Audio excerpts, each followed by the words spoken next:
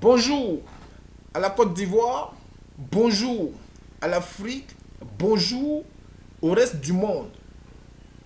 Pour ce matin, je vais m'exprimer de sorte qu'on puisse se comprendre et s'entendre. Je suis le king de Diez Vérité. Et pour ceux qui ne le savent pas, Diez Vérité se définit comme étant une branche de 12 664 jeunes panafricains qui se sont réunis, sinon unis, sur des réseaux sociaux afin de défendre la vérité. La vérité sur quoi ou sur qui? D'aucuns se posent ces questions.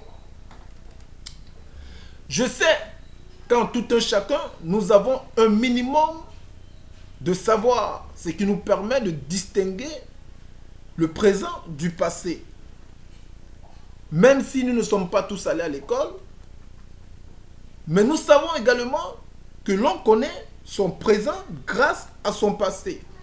Et qui parle de passé, parle d'un vécu raconté. Alors, quand ce vécu raconté est raconté à moitié, il devient dans ce cas-là un mensonge. Et qui se lance dans un mensonge s'aventure dans une histoire imaginaire, dans un monde imaginaire.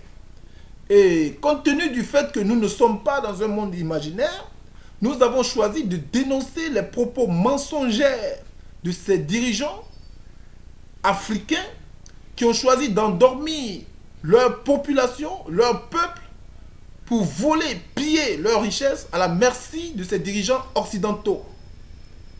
Ce qui d'ailleurs fait en sorte que nos frères se voient obligés de quitter leur congrégation, leur nation, vers des nations paisibles pour trouver le minimum dont certains parmi eux laissent leur vie sur des rives inconnues. Aujourd'hui, j'ai choisi de me prononcer sur un drame qui s'est passé dans mon pays, la Côte d'Ivoire, où il y a eu des massacres, où il y a eu des meurtres, dont ces auteurs restent impunis sous la couverture de la France. Pour le moment, je vais simplement aborder un sujet, celui de la mort de Yakou, le Chinois, un détenu qui fut décapité dans une prison de la Côte d'Ivoire appelée la Maka.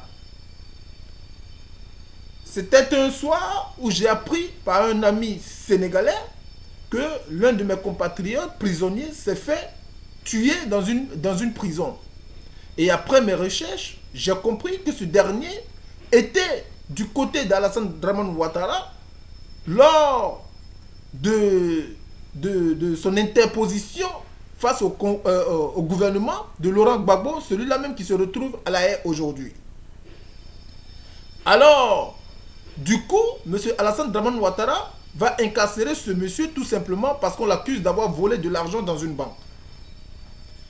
Ben, chose qui est bizarre, si on peut incarcérer quelqu'un qui a volé de l'argent, pourquoi donner des médailles à ceux-là même qui ont tué? Donc, je vois que il y a quelque chose là qui est dans le flou. Donc, j'ai continué d'approfondir mes recherches. Alors, j'ai conclu que Yakou, le Chinois, a été assassiné et son meurtre était un crime organisé. Je vais, par rapport à ce que certains m'ont dit, d'autres se sont prononcés, certains m'ont proposé de retourner à la source. Voilà des propos que j'ai jugés salutaires parce que on ne peut apporter son jugement sur quelque chose sans se référer à la source. C'est d'ailleurs pour cela que j'ai dit que la CPI n'est pas une instance juridique, mais c'est une boîte à exécution, à la merci de ceux qui l'ont créée. Parce que si la CPI était une instance juridique, aujourd'hui, Sarkozy ne serait pas dans son salon en train de faire l'amour à sa femme. Jacques Chirac ne serait pas dans son fauteuil en train de raconter sa misérable vie à ses petits-enfants. Alassane Dramane Ouattara ne serait pas en Côte d'Ivoire en train de prétendre être président d'une république. Soro Guillaume ne serait pas en Côte d'Ivoire en train de vouloir encore faire des coups d'État au Burkina. Parce que quand on veut juger une personne, comme l'a si bien dit cette personne, il faudrait d'abord se référer à la source. On ne peut pas juger deux personnes et prendre seulement la fin de l'histoire, sans savoir la source ou bien ignorer la source. Donc, madame qui m'a fait cette proposition, je la trouve très salutaire. C'est d'ailleurs pourquoi je vous invite à suivre la source avec moi. On va commencer d'abord par la tentative d'assassinat d'un certain Johnny Pacheco. Parce qu'aujourd'hui, si Yakou, le Chinois, a été assassiné, c'est parce qu'on l'accuse d'avoir fait une mutinerie dans une prison menue de Kalachnikov. D'ailleurs, sur ce sujet, nous allons revenir après. Mais bien avant, madame, dis-moi, qui a tenté d'assassiner ce monsieur-là? Johnny Pacheco. Était-il armé de Kalachnikov? D'accord. On l'accuse d'avoir insulté le président Alassane Dramane Ouattara. Je porte à votre connaissance que si les injures étaient égales à une peine de mort, l'Irak n'existerait pas. Combien sont les Irakiens qui ont insulté George Bush? Si les injures étaient égales à une sentence de mort, la France n'existerait pas. Combien sont les Français qui ont insulté Nicolas Sarkozy, Jacques Chirac?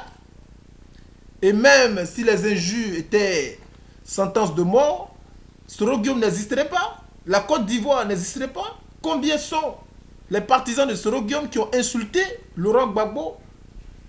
Donc, ça ne tient pas debout vos propos. C'est qu'aujourd'hui, Johnny Pacheco se faisait de la popularité et il devenait gênant pour M. Alassane Dramane Ouattara. Voilà. Nous allons continuer avec la source, comme c'est ce que vous m'avez demandé.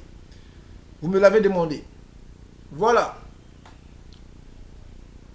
Je reviens dans les propos de l'un de vos partisans, des partisans de Alassane Dramane Ouattara, ceux qui se proclament des gens de paix, de démocratie.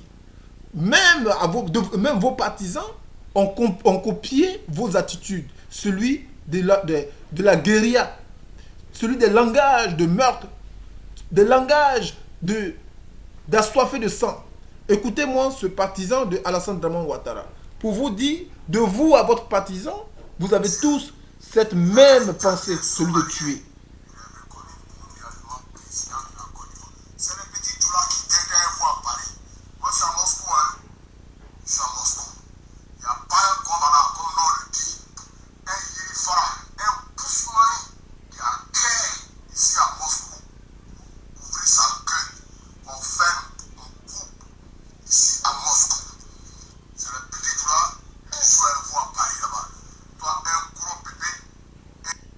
Donc, vous avez compris?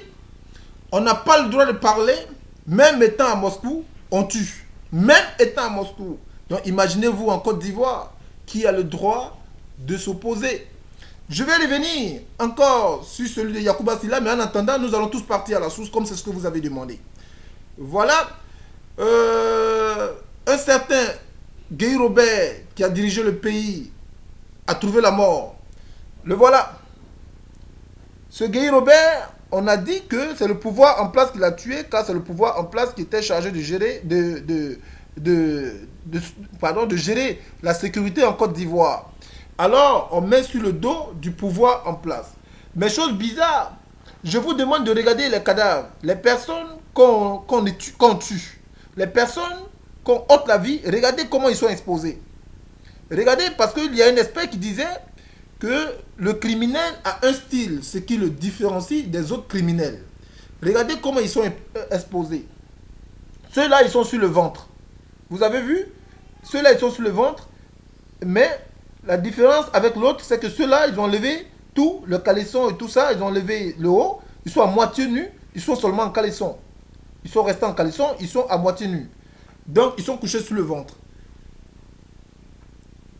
Maintenant, je veux que vous me dites, ce monsieur, il se trouve où en ce moment? Désiré Tagoro. Était-il armé de Kalachnikov lui aussi? Il est mort. On l'a capturé, bien vivant, et on l'a tué. Était-il armé de Kalachnikov? D'accord. On va continuer. Regardez celui-là. Vous voyez comment il est couché. Vous voyez comment son meurtrier l'a laissé étendu. C'est un proche à Yakou le Chinois. Voilà comment il est étendu. Vous avez vu l'autre? Le corps à moitié nu. Pareil pour celui-là. Le corps à moitié nu. Et regardez comment il est couché. Sur la tête, sur le dos. Est-ce que vous voyez? On expose toujours ses victimes. Voilà comment ils agissent, ces criminels. Regardez celui de Guy Robert. Vous voyez? Je vais vous montrer une autre image aussi. Regardez. Celui-là, il s'appelle Ibé. Dit Ibrahim. Regardez comment il est couché lui aussi. Alassane Ouattara a mis fin à sa vie en l'accusant de vouloir faire un autre coup d'État. Donc Alassane Draman Ouattara sait que les coups d'État ne sont pas bons. Et il a été le père fondateur d'une rébellion qui s'est adonné à cette pratique. Voilà. Ça c'est Ibé. Maintenant va venir le tour de Yakou le Chinois. Comme je vous l'ai dit, le criminel a un style. Celui d'humilier, de tuer et d'humilier. Voilà Yakou le Chinois. Vous voyez la même position. Comment est-ce qu'ils ont exposé leur première victime? Ça, c'est Yakou le Chinois. Voilà. Ce monsieur-là, non seulement a été tué, et a été mis à poil. Et son corps se balade aujourd'hui sur les réseaux sociaux. Les frères, c'est dans quelle résolution de loi où on dit que quand on tue une personne, quand on a un gouvernement digne de ce nom, responsable, qui est légal et qui est légitime, peut exposer le corps d'un détenu de la sorte. Lui, c'est Yakou le Chinois. On expose le corps d'un détenu de la sorte, d'une personne, d'un père de famille de la sorte, sachant que des enfants, nos enfants, sont du jour à la nuit en train de feuilleter sur des réseaux sociaux, voir ce genre de choses-là. Quelle éducation nous on apporte à nos enfants? Est-ce que c'est humain de se comporter de la sorte, chers amis, chers frères? Alors, à ma place, que direz-vous? Que direz-vous? J'ai compris tout de suite que Gbagbo s'était fait de la popularité. Donc le garder en Côte d'Ivoire devenait très dangereux. Il fallait l'extrader ailleurs. On n'a pas tué Gbagbo, d'aucuns se posent la question pourquoi? Parce que Gbagbo avait sans doute des documents qu'il devrait fournir. Sinon, le tuer de la sorte serait mettre fin ou serait mettre ces documents-là dans une tombe. Donc, il fallait le garder vivant. Sans doute, il y a eu aussi des compromis. Donc, Gbagbo a eu cette chance de rester en vie. Pareil pour Blé Goudé et la femme de Gbagbo. Sinon, comment allons-nous expliquer que certaines personnes aujourd'hui ont gagné la mort et non pas celui-là qui est le chef de l'État, qui était celui-là qui était le chef suprême de l'armée? Comment pouvons-nous comprendre? Alors, Gbagbo a été extradé, a été déféré ailleurs, tout simplement parce qu'il s'est fait de la popularité et que les Ivoiriens l'aimaient. Johnny Pacheco a failli se faire assassiner tout simplement parce que Johnny Pacheco gagnait le cœur de plusieurs Africains. Il fallait faire peur à ces Africains-là qui se prononçaient sur des réseaux sociaux en dénonçant les actes mensongers de ces dirigeants africains. La preuve en est que son agresseur s'est retrouvé à l'ambassade de Côte d'Ivoire et même qu'on appelle ça, qui a été extradé, qui a été, si on peut dire, qui a quitté le pays de la France sans être puni, sans être pourchassé. Parce que cette personne-là avait été mandatée de mettre fin à la vie de Johnny Pacheco. Maintenant, comment il s'appelle déjà, Laurent Gbagbo, Yakou le Chinois, s'est fait assassiner tout simplement parce que Yakou le Chinois, de sa cellule, commençait à se faire une réputation. Commençait à attirer l'attention des Ivoiriens de la prison jusqu'à l'extérieur. Celui-là qui a choisi de mettre à la disposition de ces détenus-là des moyens de pouvoir s'acheter de quoi à manger. Une personne qui distribue de l'argent à des détenus? Où a-t-il sorti cet argent? Où cet argent-là lui est parvenu? C'est passé par où? Alors, il y a quelque chose derrière. Ces personnes-là qui ont vu que cette personne faisait un peu trop, ils risquaient encore de se faire de la popularité. Et s'ils se retrouvaient un jour dehors, c'est une personne qui pouvait être gênante pour le gouvernement en place, qui veut être l'unique. D'ailleurs, si on peut dire, le parti unique. Donc, cette personne, il faut rapidement mettre fin à ses actions. Sinon, il finira par se faire aussi de la popularité. Donc, en gros, M. Alassane Dramane Ouattara a peur de ceux qui se font de la popularité. De peur que ces personnes-là font face à son régime. Raison pour laquelle aussi IB a gagné la mort, parce qu'à Bobo, IB commençait à prêcher, à dire les raisons pour lesquelles ils ont pris les armes. Et commençait à gagner le cœur de la population d'Abobo. Donc il faut rapidement mettre fin à ça. Donc voilà à quoi est arrivée ma conclusion. Maintenant, pour ceux qui se sont prononcés, je pense qu'on a réussi un petit peu à se comprendre. Et pour ceux qui ne sont pas d'accord, moi je vous invite à venir. Et nous allons aller source en source. Je pense que on s'est fait entendre. Sur ce, je vous souhaite de passer une excellente journée. On se dit à très bientôt. Bye bye.